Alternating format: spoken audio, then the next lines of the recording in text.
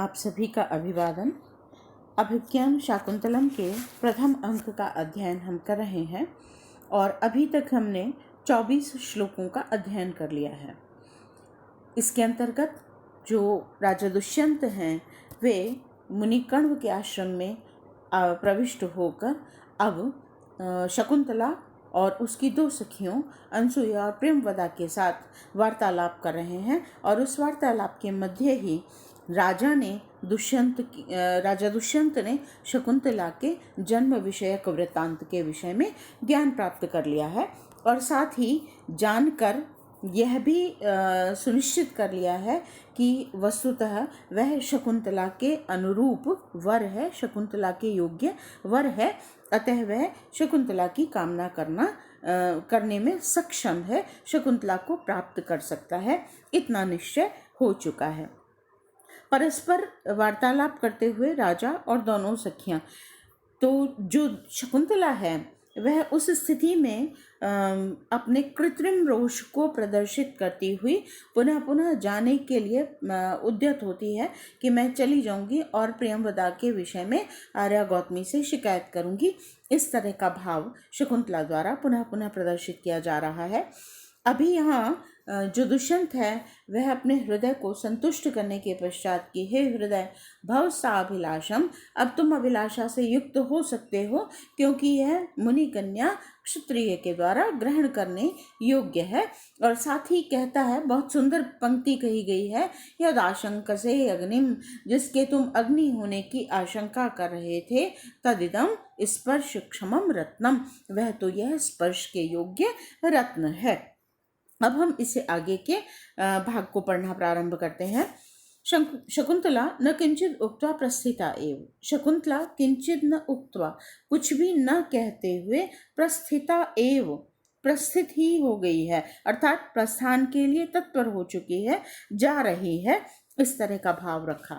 राजा ग्रहीतुम इच्छन, पकड़ने की इच्छा करता हुआ, पकड़ना चाहता है शकुंतला को, ग्रहीतुम ग्रहण करने के लिए, इच्छन इच्छा करता हुआ, अर्थात उसका निग्रह करने के लिए, उसे पकड़ने की इच्छा करता है। निगृह्य आत्मानम, किंतु स्वयं को निग्रह रोक लेता है, रोक कर, मानो शकुंतला को पकड़ने की इच्छा करता हुआ और फिर उस अपने आप को रोकता हुआ। और आत्मगतम, अपने मन में क्या सोचता है, अहो चेष्टा प्रतिरूपिका कामी जन मनोवृत्ति ही, अहो अरे कामी जनों की चेष्टाएं मनोवृत्ति प्रतिरूपिका, उनकी मनोवृत्ति के प्रतिरूप होती हैं। अहो अरे कामी जनों की चेष्टाएं, बाहरी शरीर की चेष्टाएं, मनोवृत्ति उनकी मनोवृत्ति के प्रतिरूप होती हैं। प्रतिरूप होता है समान भाव, समान, जैसा भाव उनके अंदर होता है वैसा ही उनकी बाहरी चेष्टाओं से भी अभिव्यक्त होता है। यह यहाँ पर कहने का प्रयास हो रहा है, एक तरह से सूक्ति वाक्य का प्रयोग है यहाँ पर। क्यों? इसके संदर्भ में वह स्वयं के ही मंतव्य को कहता है, अहम ही, क्योंकि मैं। अनुयास्यन् मुनितनयां सहसा विनयेन वारित प्रसरः, स्थानाद् अनुच्चलनपि गत्वा इव पुनः प्रतिनिवृत्तः। मुनितनयां, मुनि कण्व की पुत्री इस शकुंतला का अनुयास्यन, अनुगमन करता हुआ, उसके पीछे पीछे जाता हुआ, सहसा अकस्मात ही, विनयेन, विनय के द्वारा, विनम्रता के द्वारा, शिष्टता से अथवा जितेंद्रियता से, वारित प्रसरह, प्रसार को रोक देने वाला हो गया हूँ, अर्थात रोकी हुई गति वाला हो गया हूँ। और यह सब कैसे हुआ? स्थानाद अनुच्चलनपि, अपने इस बैठने के स्थान से, अनुच्चलनपि, न उठकर चलते हुए भी, गत्वा इव, जाकर मानो, पुनः प्रतिनिवृत्तः, फिर से लौट आया हूँ। मुनितनयाम अनुयास्यन मुनिपुत्री मुनिकण्व की पुत्री शकुंतला के पीछे पीछे जाता हुआ, शकुंतला के पीछे जाने की कामना करता हुआ सहसा अकस्मात ही विनयेन विनय के द्वारा शिष्टता अथवा धैर्य अथवा जितेंद्रियता से वारित प्रसरह निषिद्ध गति वाला या रोक दी गई गति वाला होकर स्थानाद अपने स्थान से अनुच्चलन अपि एक कदम भी न चलता हुआ भी गत्वा इव जाकर मानो पुनः प्रतिनिवृत्त फिर से लौट आया हूँ।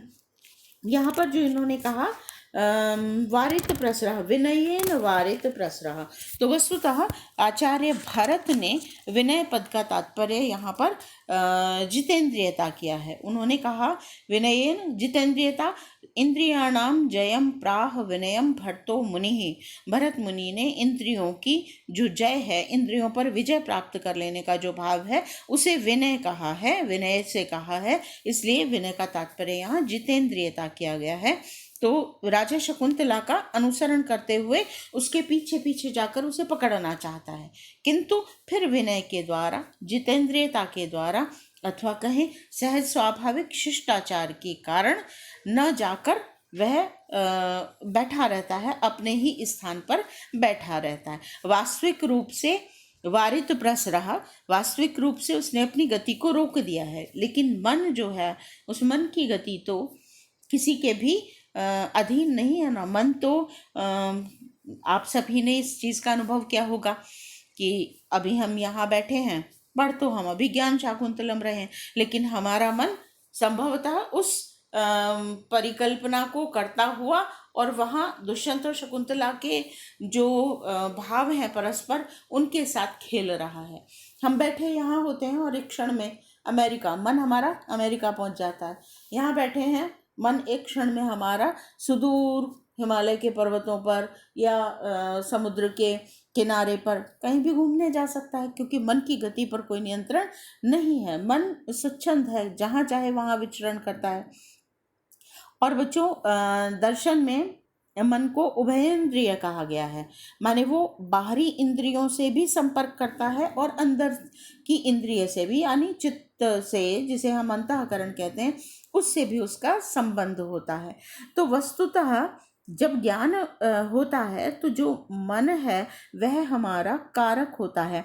आत्मा, क्योंकि ज्ञान का अधिकरण आत्मा है, तो आत्म तत्व, मन और बाहरी इंद्रियों का विषयों से संपर्क, ये प्रक्रिया है। बाहरी विषयों से हमारी इंद्रियों का संपर्क होता है, इंद्रियां मन को बताती हैं और मन जो है वह आत्म तत्व से संबंधित होकर ज्ञान का कारण बनता है। और क्या होता है, बीच में से हमारा मन गायब हो जाता है। अनेक ऐसा होता है कि हम एक साधारण सी पंक्ति पढ़ रहे हैं, एक राजा था, लेकिन 10 बार पढ़ने के बाद भी वो पंक्ति समझ नहीं आ रही। क्यों नहीं समझ आ रही? कि वस्तुतः आपकी नेत्रेंद्रिय तो उस पंक्ति को देख रही है, रूप को देख रही है, पंक्ति को पढ़ रही है, लेकिन मन जो है, जो कारक बनता है इंद्रिय के और चेतन के मध्य, वह मन बीच में से गायब हो गया है। तो बाहरी इंद्रिय का तो विषय से संपर्क हो रहा है, लेकिन जो आंतरिक हमारा भाग है वह मन के कारण जुड़ नहीं पाता है, इसलिए ज्ञान नहीं हो पाता है। सामान्य सी एक पंक्ति को भी हम पढ़ नहीं पाते हैं। खैर छोड़िए ये मन की स्थिति, लेकिन कुल मिलाकर राजा जो कहना चाहता है वो ये कहना चाहता है कि मैं इस शकुंतला के पीछे जाकर मानो इसे पकड़कर लौटा लाना चाहता हूँ, लेकिन शिष्टता के कारण इसी स्थान पर बैठा हुआ हूँ और जाकर भी मानो फिर से वापस लौट आया हूँ। यह भाव मन का उन्होंने अपनी चेष्टा और मन की गति के संदर्भ में अभिव्यक्त किया। व्याकरण देखिए, यहाँ पर अनुयास्यन है, अनुपसर्ग है, या धातु और लट लकार का रूप, लट के स्थान पर क्षत्रिय प्रत्यय का प्रयोग किया गया है। यहाँ पर सूत्र लगता है लृट लकार, क्षमा कीजिए, लृट लकार का रूप लगना था। अनुयास्यन, अनुपसर्ग, या धातु और लृट लकार का रूप, किंतु लृट के स्थान पर क्षत्रिय का प्रयोग हुआ। क्षत्रिय प्रत्यय का लृटः सद्वा, इस सूत्र से क्षत्रिय प्रत्यय हो जाता है और अनुयास्यन रूप बना। वारित प्रसरह है, वारितः प्रसरह यस्य सह, रोक दी गई है गति जिसकी, ऐसा। तो बहुव्रीहि समास हो जाता है। यहाँ व्री धातु इक्ता प्रत्यय करेंगे, वारित पद बनेगा। इसी तरह से प्रसरह है, प्रउपसर्ग है, श्री धातु और उसे अप प्रत्यय करेंगे तो प्रसरह पद बनता है। अनुच्चलन है, न उच्चलन इति अनुच्चलन, तो कौन सा समास हो गया यहाँ पर? नए तत्पुरुष समास। मैंने पहले भी आपको बताया था कि जब भी निषेधार्थक करना होता है तो हम नए का प्रयोग करते हैं, नए तत्पुरुष समास का प्रयोग करते हैं, और नए में से य का लोप हो जाता है और जो न का और य का लोप होकर अकार बचता है, और वह अकार पद के प्रारंभ में जुड़कर उसे निषेधार्थक कर देता है। किंतु यदि पद का प्रारंभ स्वर से हो रहा है तो अकार के स्थान पर अनपद जुड़ता है और वह उसे निषेधार्थक कर देता है। तो उच्चलन उठकर चलना, न उच्चलन अनुच्चलन उठकर न चलना।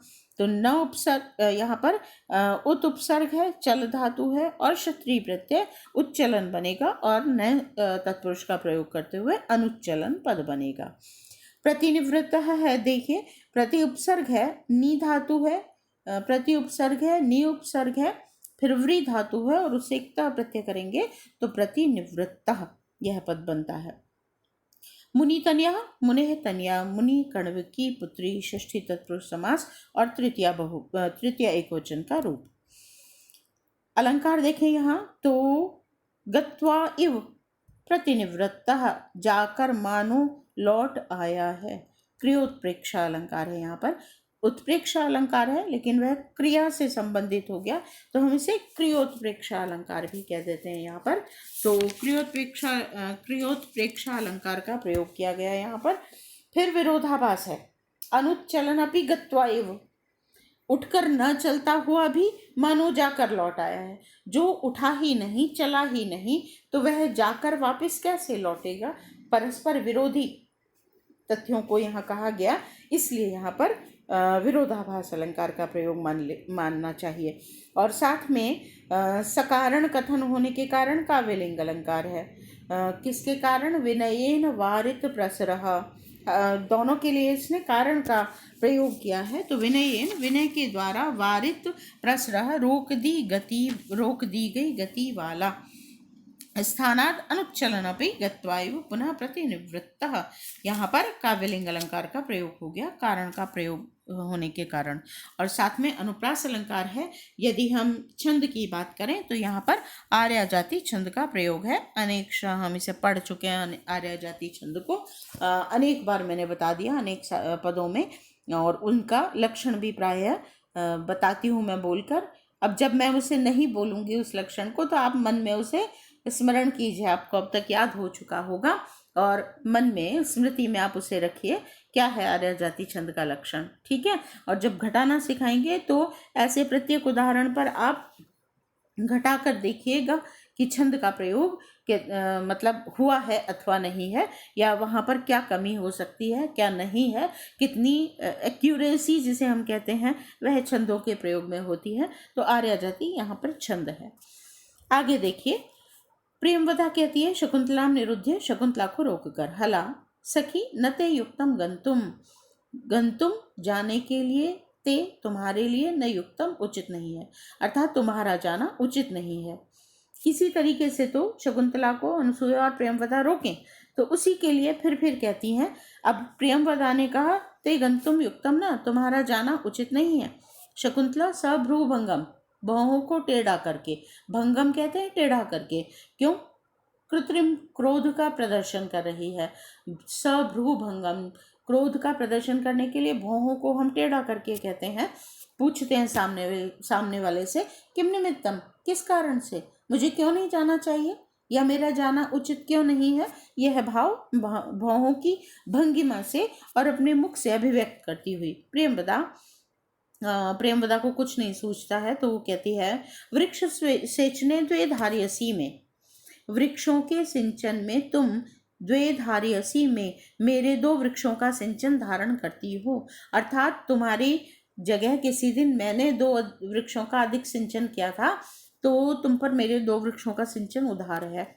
यही तावत, तो आओ आत्मानं मोचित्वा ततो गमिष्यसि। पहले अपने आप को मुक्त कर लो, ऋण मुक्त करो अपने आप को, ततो गमिष्यसि, तब जाओगी।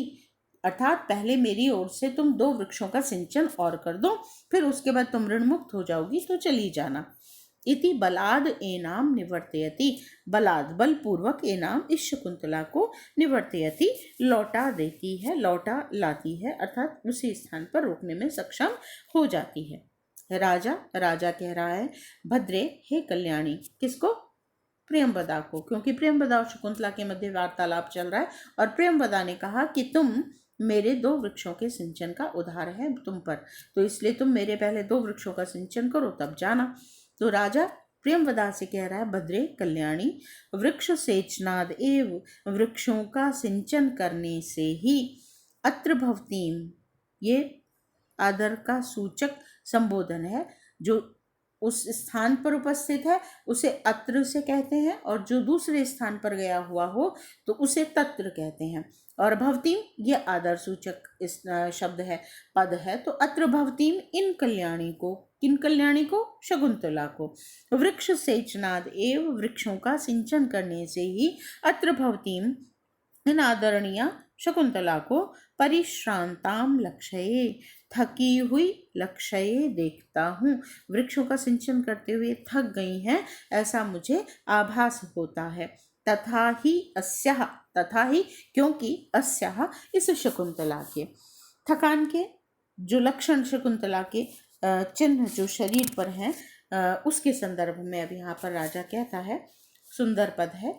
स्रस्तांसौ अतिमात्र लोहित तलौ बाहु घटोत्क्षेपणात् अद्यापि स्तनवेपथुं जनयति श्वासः प्रमाणाधिकः। स्रस्तं कर्णशिरीशरोधि वदने घर्माम्भसां जालकं बन्धे स्रंसिनी जयेकहस्तयमितः पर्याकुला मूर्धजः। 4 पंक्तियां हैं, 4 चिन्ह शकुंतला के विषय में कहे हैं। देखिए क्या कहा, घटोत्क्षेपणात्, घटस्य उत्क्षेपणात्, घड़े का उत्क्षेपण करने के लिए, ऊपर की ओर उठाने के लिए, अर्थात घड़े को अपने हाथों से उठाने के कारण। घटस्य उत्क्षेपणात् षष्ठी तत्पुरुष समास हो गया यहाँ पर। घड़े को उठाने के कारण। बाहु इस शकुंतला की भुजाएं, स्रस्त अंसौ, स्रस्त अंसौ, स्रस्त का मतलब होता है ढीले, झुके हुए, गिरे हुए, तो स्रस्त अंश कहते हैं कंधे को। स्रस्त अंसौ झुके हुए कंधों वाले, और अतिमात्र बहुत अधिक मात्रा में, लोहित तलौ लाल तल वाले, लाल हथेलियों वाले हो गए हैं।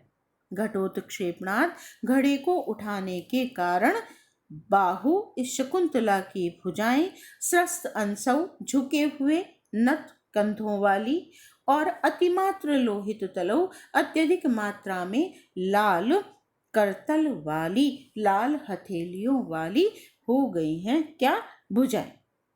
अद्यापि स्तनवेपथुं जनयति श्वासः प्रमाणाधिकः, अद्यापि और इस समय भी, प्रमाण अधिकः, प्रमाणेन अधिकः, प्रमाण से अधिक, आवश्यकता से अधिक, श्वासः श्वास, स्तनवेपथुं स्तनों में, वेपथु को, कंपन को, जनयति उत्पन्न कर रहा है। अधिक मात्रा में श्वास लिए जाने के कारण पुनः पुनः श्वास का लेना छोड़ना, इस प्रक्रिया में स्तनों में इस समय भी वेपथुं कंपन उत्पन्न हो रहा है। स्रस्तं कर्ण शिरीषरोधि वदने घर्माम्भसाम जालकम, कर्ण कानों में पहने गए, शिरीष रोधी शिरीष के पुष्पों को, रोधी रोकने वाला, शिरीष के पुष्पों को हिलने डुलने से रोकने वाला, घर्माम्भसाम, घर्म कहते हैं गर्मी, धूप, ताप, और अम्भ जल के लिए अम्भस पद का प्रयोग, तो घर्म अम्भा जो गर्मी से उत्पन्न जल है। गर्मी से कौन सा जल उत्पन्न होता है? हमारे शरीर पर पसीना। तो घर्माम्भसाम जालकम, स्वेद का समूह, जालक जाल, स्वेद का समूह, वदने स्रस्तम, इसके मुख पर स्रस्तम गिर रहा है। और बंधे स्रंसिनी, बंधन के ढीला पड़ जाने के कारण, बंधन के दुर्बल हो जाने के कारण, पर्याकुला मूर्धजा, पर्याकुला परि आकुला चारों ओर बिखरे हुए अर्थात इधर उधर बिखरे हुए अथवा अस्त व्यस्त, मूर्धजा बाल केश, एक हस्त यमिता, इस शकुंतला के द्वारा एक हस्त यमिता, एक हाथ से यमित किए गए हैं, बांधे गए हैं अथवा पकड़े गए हैं। 4 चित्र यहाँ पर हम कह सकते हैं शकुंतला के विषय में दुष्यंत ने रखे हैं। पहला, भुजाओं का झुक जाना। सामान्यतः जो नायिका का वर्णन किया जाता है उसके संदर्भ में कथन किया ही जाता है, उसके सौंदर्य का वर्णन करते हुए ऐसा कहा जाता है क्योंकि उनका वक्षस्थल भारी होता है, तो जो कंधे होते हैं वो झुके हुए होते हैं। जघन स्थल चौड़ा होता है या भारी होता है। ये नायिकाओं का वर्णन करते समय कवियों द्वारा ऐसी प्रसिद्धि है, इस तरह के वर्णन ही किए जाते हैं। लेकिन यहाँ पर उसी झुके हुए कंधे को कारण के साथ जोड़ दिया है, घटोत्क्षेपणान, घट का उत्क्षेपण करने के कारण, क्योंकि जल से भरा हुआ घड़ा है और उसका जो भार है वह बहुत अधिक है और शकुंतला अत्यंत कोमल है, तो उस कोमल शकुंतला के द्वारा जब घड़े को उठाया गया है तो उसकी भुजाएं झुके हुए कंधों वाली और हाथ जो हैं वह देर तक रक्तवर्णी हो गए हैं। पहला चित्र। दूसरा कहा, श्वास से अधिक, प्रमाण से अधिक श्वास अभी भी इसमें कंपन को उत्पन्न कर रहा है।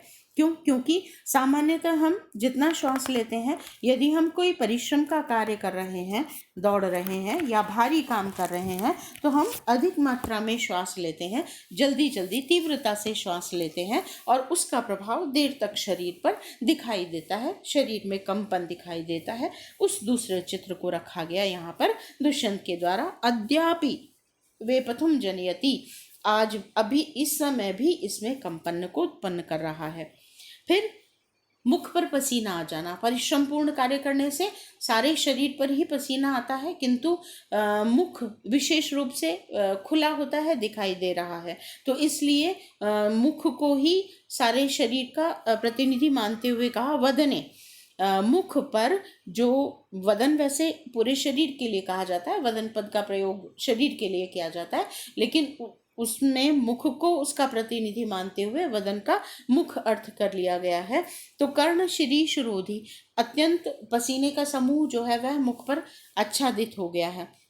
और कैसा हो गया है कि उसने जो कानों में शिरीष का पुष्प पहन रखा है, पतले पतले रेशे वाला सुंदर पुष्प होता है, कर्णाभूषण के रूप में प्रयुक्त होता है, तो पसीना जब मुख पर आया तो वो पतले पतले रेशे गीले हो गए और गीले होने के कारण परस्पर चिपक गए हैं, तो अब उनका हिलना डुलना बंद हो गया है। इस कारण कहा कर्ण शिरीष रोधी घर्माम भुसाम जालकम, वदने स्रस्तम, मुख पर एकत्रित हो गया है, गिर गया है। और इसके बाल भी बंधन ढीले हो जाने से पर्याकुलित हो गए, इधर उधर बिखर गए, और तब शकुंतला ने अपने एक हाथ से समस्त बालों को एकत्रित करके पकड़ा हुआ है। तो यह निश्चित रूप से जल सिंचन के कर्म से अत्यधिक परिश्रांत हैं, थक गई हैं। यह भाव शकुंतला के विषय में दुष्यंत ने प्रकट किया। फिर एक बार इसका अर्थ देखिए, घटोत्क्षेपणात्, घड़े का उत्क्षेपण करने के कारण, घड़े को उठाने के कारण, बाहु, इस शकुंतला की भुजाएं, स्रस्त अंसौ, झुके हुए कंधों वाली, और अतिमात्र अत्याधिक मात्रा में लोहित तलौ, लाल रंग वाली, ये लाल हथेलियों वाली हो गई हैं। प्रमाणाधिका, प्रमाण से अधिक, श्वासः, श्वास, अद्यापि, इस समय भी, स्तनवेपथुम, इसके स्तनों में कंपन को जनयति, उत्पन्न कर रहा है। प्रमाण से अधिक श्वास, देहम व्याप्य स्वनाड़ी भी प्रमाणम कुरुते बहि, 12 अंगुलमानेन तस्मात् प्राणः समीरितः इति। 12 अंगुल प्रमाण तक हमारी श्वास सामान्यतः बाहर निकलती है। नाक से लेकर यदि आप नापें तो 12 अंगुल की दूरी जो होगी वहाँ तक आपकी श्वास का वेग दिखाई देता है, यह कहा जाता है। तो जब हम अधिक परिश्रम करते हैं तो श्वास अधिक मात्रा में लेते हैं और श्वास की जो वेग है, गति है, फेंकना है वह दूर तक होने लगता है। तो श्वास प्रमाणाधिक, प्रमाण से अधिक श्वास श्वास अद्यापि इस समय भी स्तन वेपथुम जनयति, स्तनों में कंपन को उत्पन्न कर रहा है। फिर स्रस्तम कर्ण शिरीषरोधि वदने घर्मांभसाम जालकम, वदने इसके मुख पर, कर्ण शिरीष रोधी कानों में पहने गए शिरीष के पुष्प को रोकने वाला, उनकी गति को, वेग को रोकने वाला, घर्मांभसाम जालकम पसीने का समूह स्रस्तम गिर रहा है, गलित हो रहा है, आच्छादित हो रहा है। बंधे स्रंसिनी और बंधन के ढीले पड़ जाने के कारण पर्याकुला मूर्धजा, इधर उधर बिखरे हुए केशों को एक हस्तयमितः, एक हाथ से इस शकुंतला ने रोका हुआ है। व्याकरण देखें यहाँ, स्रस्तांसौ अतिमात्र लोहित तलौ, शब्दों का सम्यक अनुवाद करने के लिए उनको सही ढंग से तोड़ना भी आना चाहिए। तो तोड़ने के लिए संधि पद और समस्त पद, इन दोनों का ज्ञान होना आवश्यक है, तब हम उन्हें सही ढंग से तोड़ पाते हैं और तब अनुवाद करना आपके लिए आसान होता है। तो स्रस्तांसावति मात्र लोहित तलौ, इस पद को यदि हम इसका समास विग्रह करते हैं तो होगा स्रस्तौ अंसौ अतिमात्रम लोहितम तलौ ययोस्तौ।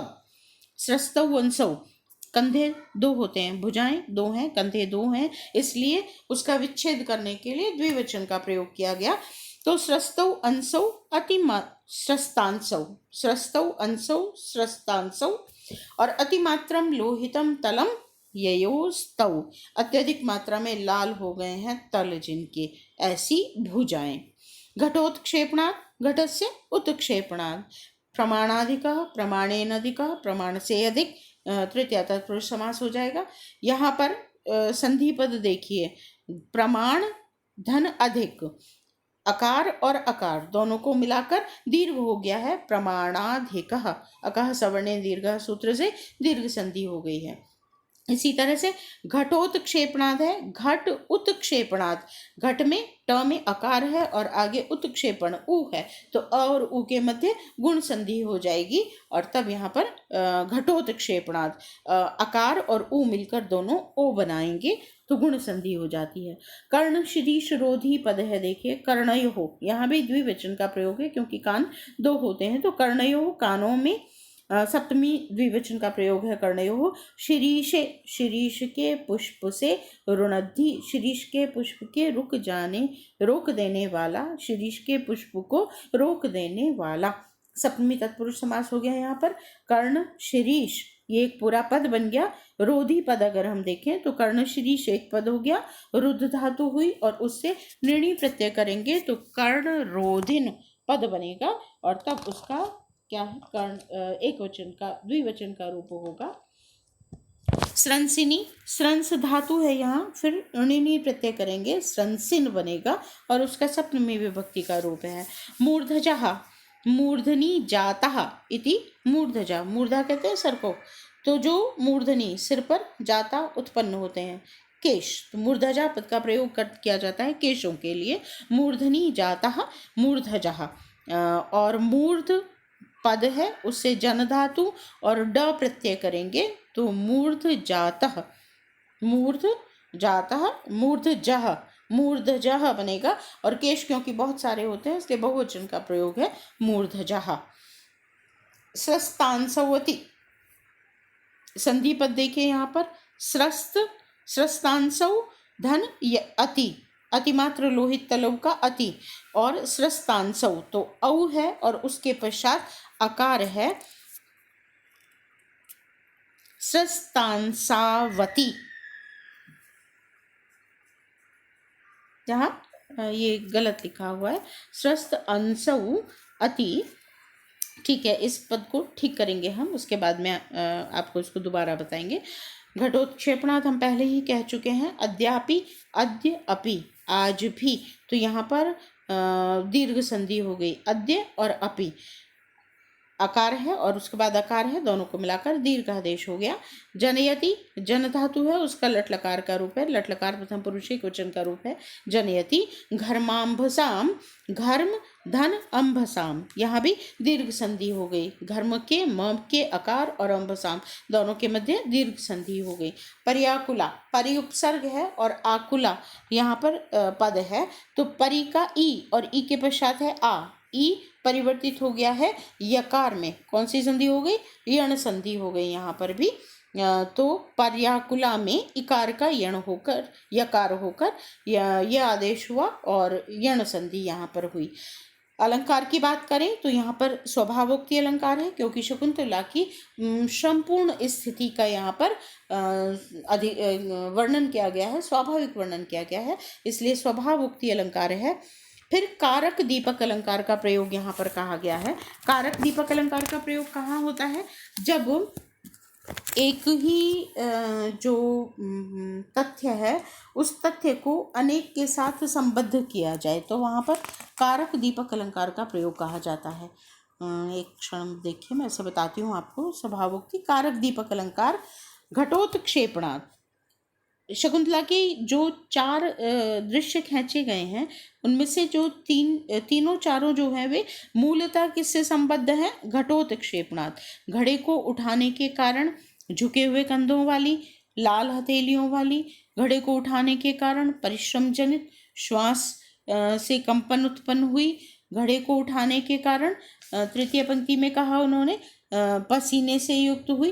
तो वस्तुतः यहाँ पर यह ऐसी अवस्था में दीपक अलंकार होता है।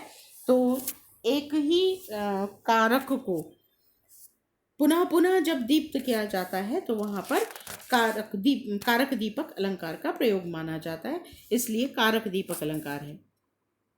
कहा घटोत्क्षेपण रूप कार्य सर्वत्र प्रयोज्य है, इसलिए यहाँ पर कारक दीपक अलंकार है। सैव क्रियासु बहुविषु कारकस्येति दीपकम, एक ही क्रिया जब बहुत से क्या कहते हैं तथ्यों को संबद्ध करती है, उनको पुनः पुनः दीप्त करती है, तो वहाँ कारक दीपक अलंकार होता है।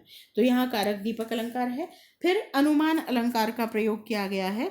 श्वास का अधिक चलना, स्तनों में कंपन, यह अनुमान है, इसलिए यहाँ अनुमान अलंकार हुआ। फिर सकारण, कारण कार्य, कारण भी यहाँ बताया गया है। घटोत्क्षेपणात्, घड़े के उठाने के कारण यह सब हो रहा है, परिश्रम के कारण हो रहा है, तो काव्यलिंग अलंकार है। और इतने सारे अलंकारों में समुच्चय होने के कारण यहाँ समुच्चय अलंकार भी है। या यूँ कहें, शकुंतला के परिश्रांत तत्व को सिद्ध करने वाले अनेक कारणों का समुच्चय के रूप में उल्लेख होने के कारण यहाँ समुच्चय अलंकार भी है। और फिर शार्दुल विक्रीडित छंद है यहाँ पर, पहले भी हम इसे पढ़ चुके हैं। सूर्याश्वैर्मस्जास्ततः सगुर्वः शार्दुल विक्रीडितम, जहाँ पर सूर्य 12, आदित्य 12 और अश्व 7, तो 12 और 7 पर जहाँ यति हो और अर्थात 19 वर्णों का छंद हो, और मगण सगण जगण तगण तगण और गुरु का जहाँ पर प्रयोग हो, ऐसा शार्दुल विक्रीडित छंद होता है। तो यहाँ पर शार्दुल विक्रीडित छंद का प्रयोग किया गया है। स्रस्तांसौ अति पद दिमाग में अटक गया है यहाँ, तो यहाँ पर स्रस्तांसाव आव हुआ है यहाँ पर, तो एचो वाया वह संधि होगी, यहाँ पर यण संधि गलत लिखी हुई है। स्रस्तांसावति मात्र लोहित तलो, तो यहाँ पर आव आदेश हुआ है औ को, तो ये यहाँ पर प्रयोग हो गया किसका? अयादि संधि का प्रयोग हुआ। तो यण की अपेक्षा यहाँ अयादि संधि कर लीजिएगा। और इस तरह से ये हम 26वें श्लोक का अध्ययन कर चुके हैं। आज के लिए इतना ही, धन्यवाद।